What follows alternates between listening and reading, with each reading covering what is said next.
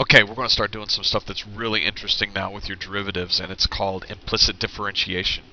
And this actually lets us take the derivative of y for real. We've been doing that, but how do you take a derivative of y now when it's written like it is for this equation y squared equals x?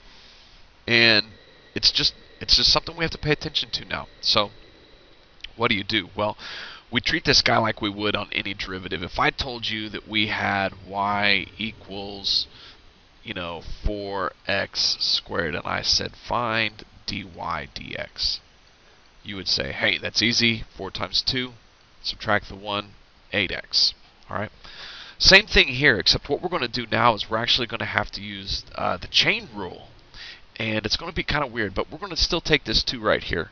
We're going to still multiply it with the number in front of the y, which in this case is 2y. So that's my outer function. Okay? And then my inner function is the y part itself, this guy.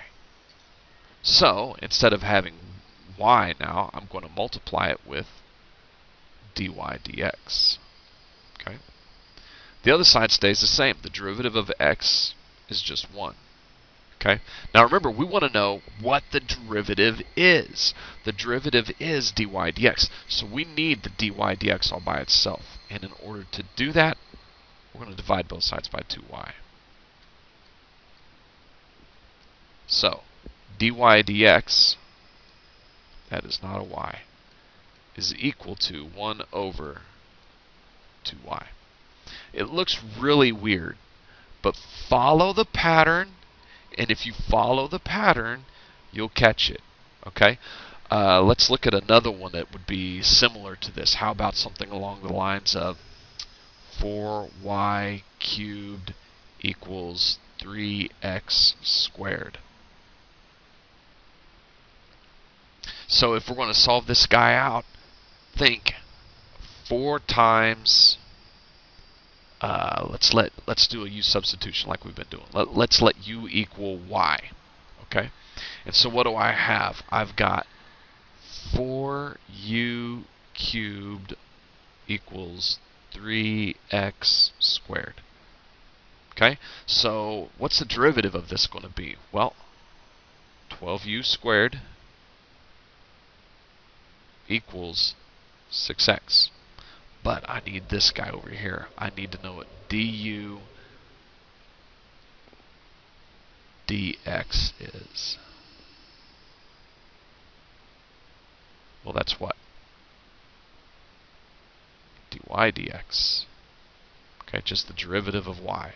So when I substitute these guys in, I'm just going to take this guy and put him in right over here. And I forgot to save space for him. Let me see if I can move these. Can't, but this should be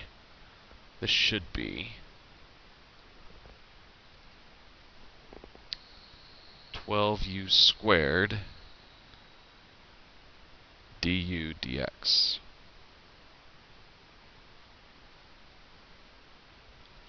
And so when I substitute this stuff back in, what I'm going to end up with is 12y squared dy dx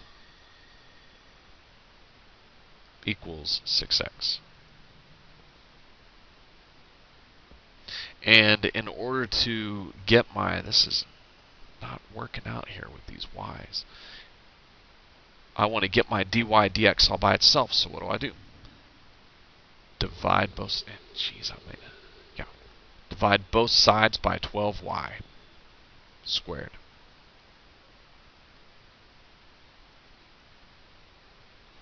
And you end up with dy dx equals x over 2y squared. Okay? Okay, a little bit more implicit differentiation. This time a little bit different look, and they want us to find the slope of the circle, x squared plus y squared equals 25. And they give us a specific point, 3, negative 4. Now don't forget, when you're given a specific point, I know I have an x value and I know I have a y value every single time. So don't forget that. It's really easy to do. Okay? So let's look at this derivative then. So if I've got x squared plus y squared equals 25. And I take the derivative, I'm going to have 2x plus 2y, and then times the derivative of y, dy dx. This guy is giving me some problems. Okay. And then what's the derivative of 25? It's a big fat 0. So go ahead and get everything by it. We want dy dx by itself, so what are we going to do? Subtract 2x from both sides. So now we're on to basic algebra skills. The calculus is over. Basic algebra. And with our basic algebra skills, this is the piece we want all by itself. Okay? So that's going to give me then 2y dy dx equals negative 2x. And then divide both sides by the 2y.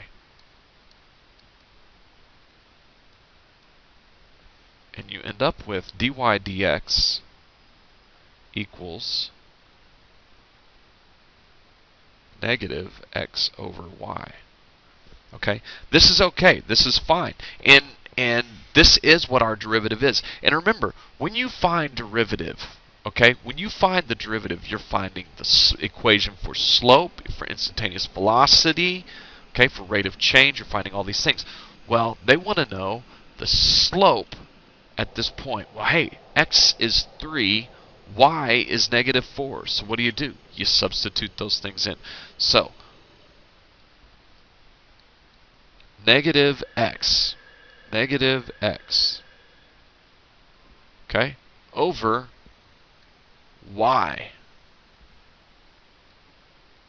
So what is the slope then for this guy? 3/4. And that's all there is to it. And if they give us a point and they want the equation of the line, what if they said, what's the equation of the tangent line?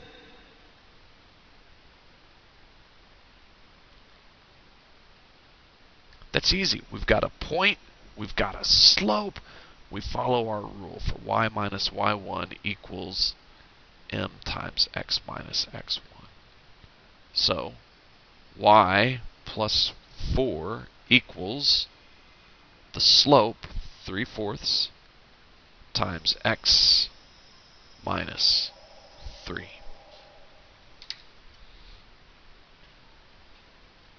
On this problem, what we want to do is we want to look at how we can and prove that the derivative is defined at every single point for this graph. So we've got this equation. And basically what we need to do is we need to find what dy dx is. And we need to get it all by itself. Okay?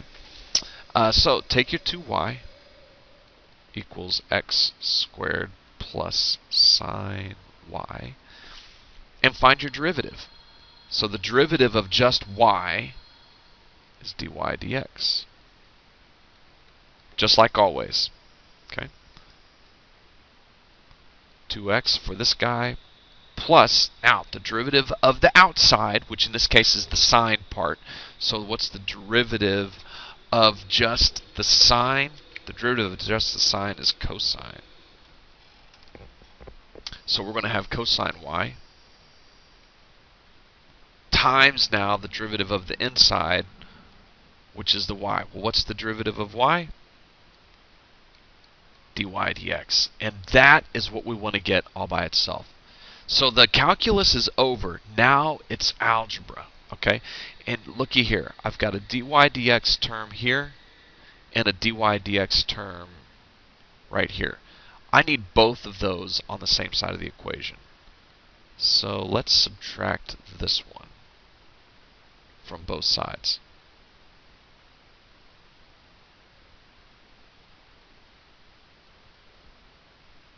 And what I get is 2 dy dx minus cosine y dy dx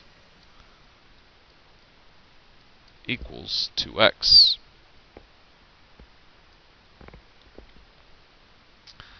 Now remember, we want the dy dx's all by themselves. We want them all by themselves. If they're in both terms, we can factor it out.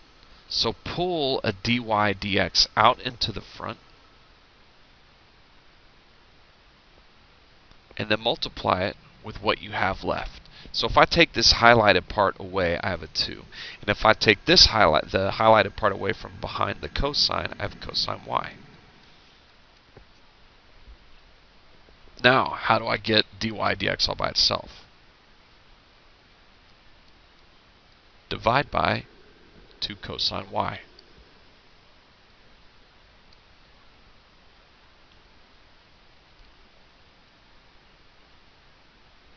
And what ends up happening is I have dy dx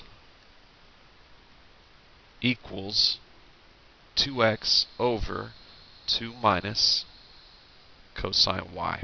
So our original question was prove that this is to prove that the slope is defined at every point on the graph. Okay, every point on the graph. Well, look down here at where we ended up. This is our equation for slope. Where is the slope going to be undefined? Well, to look for where the slope is undefined, we're just going to look for where this guy is equal to 0. Everywhere this equals 0, we're undefined. But guess what? The cosine of y will never equal 2. The largest it'll be is 1 or negative 1. So just by definition, our problem, 2x over 2 minus cosine y, is defined at every single point.